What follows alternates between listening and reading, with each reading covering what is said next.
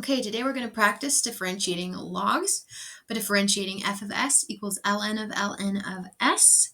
Looks more complicated than it is. There's one chain rule hiding in here, but the important thing to remember, and I did this wrong to begin with as well, it's a really easy mistake to make, is to think that we're taking dy dx of this. But let's note that our variable here is not x, it's s. So we're doing this with respect to s because it's f of s. So the first thing that we're going to do, we're going to go ahead and write it down over here, d of ds of f of s, which I'm just going to write this down because I don't want to write that whole thing down 5 times. This is just f prime of s. So that's what we're going to be writing from now on.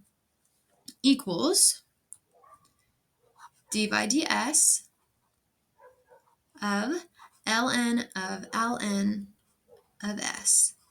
ln of s is not a composite function, but this entire thing is a composite function. It's a composite function. It's ln s composed with l and s. It's of s.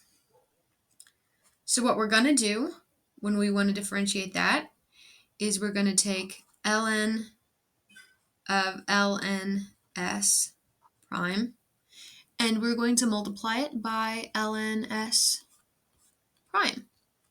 So let's go back to our original thread. When you make little notes, you either have to do an arrow explaining where you are, or you have to make it clear what you're doing. Professors, they get annoyed, and rightly so. Okay, so we're going back over here. I'm going to make sure it's clear what we're doing.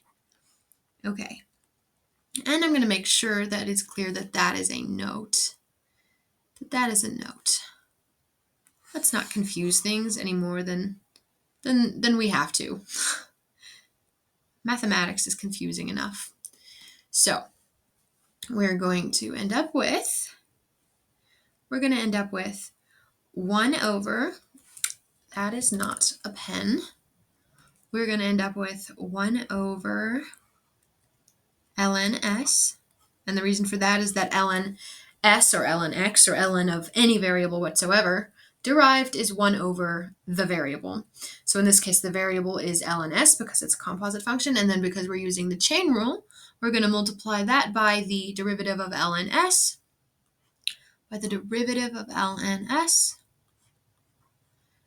and that's going to equal 1 over ln s times 1 over s, because here the argument is s, the variable is s.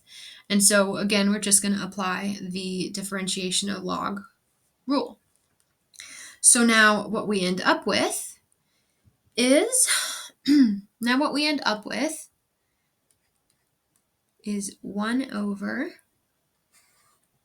s times ln of s. That wasn't so hard. And there is our solution.